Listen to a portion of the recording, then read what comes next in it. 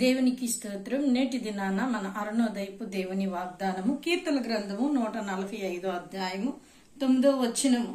యెహోవా అందరికీ ఉపకారి, ఆయన కనికరము ఆయన సమస్త కార్యముల మీద ఉన్నవి. హల్లెలూయా. ప్రియమైన దేవుని ప్రజలారా, దేవుడు అందరికీ ఉపకారి. ఆయన పక్షపాతి కాదు. ఆయనలో పక్షపాతం ఏమాత్రమూ లేదు. తనవారని పరాయి వారని ఆయనకి తేడా లేదు. ఎందుకంటే అందరూ ఆయన ప్రజలే, ఆయన సృష్టించిన సృష్టిలో వంటి వాళ్లే అందరూ కూడా.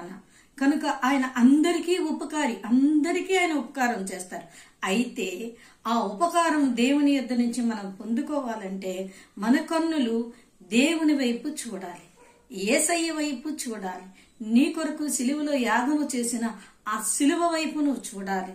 ఎప్పుడైతే ఆ సిలువ వైపు చూసి, ప్రభువా నువ్వు అందరికీ ఉపకారివి, నాకు ఉపకారం చేయండి ప్రభువా, నేను ఉపకారం పొందుకోలేక ఎంతో వేదన చెందుతున్నాను ప్రభువా, నా మనవి ఆలకించండి ప్రభువా అని నువ్వు నోరు తెరిచి ప్రభువుని అడిగితే ఖచ్చితంగా ఆయన నీకు ఉపకారం చేస్తారు.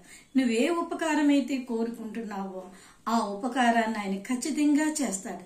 ఎందుకు అంటే ఇశ్రాయేలు ప్రజలు వారు ఎర్ర సముద్రము దాటి వారు దేవదూతలు కలిపి నాట్యం చేసినప్పుడు దేవుడు దేవదూతలను గద్దించినట్లుగా ఉంది. ఎందుకంటే ఆ యొక్క ఎర్ర సముద్రంలో పడిన ఐగుప్తు జనాంగం కూడా నా వారే అని ఆయన వారితో మాట్లాడినట్లుగా, అలాగే నినీవే పట్టణం గురించి కూడా ఆయన వారు నశించటం నాకు ఇష్టము లేదని యోనాకి అర్థమయ్యేలా చెప్పినట్లుగా మనం లేఖన భాగాల్లో చూస్తాం. కనుక ఆయన ఒకరిని ఎక్కువ ఒకరు తక్కువగా చూసేవాడు కాదు. ఆయన అందరికీ ఉపకారి. కనుక నీవు కూడా దేవుని కనుదృష్టిలో ఉన్నావు. అయితే నువ్వు సిలువలో ఉన్న యేసయ్య వైపు చూసి, నా కొరకు ఇంత త్యాగం చేసిన దేవా నాకు ఉపకారము చేయవని దేవుని దగ్గర నీ చెయ్యి చాచి అడుగు.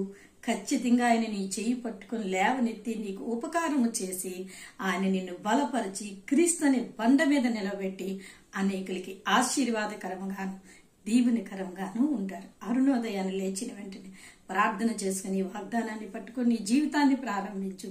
దేవుడు నీకు అనేకులకు ఆశీర్వాదకరంగా నిలబెట్టి నిన్ను బలపరిచి ఆశీర్వదిస్తారు. ఆమేన్.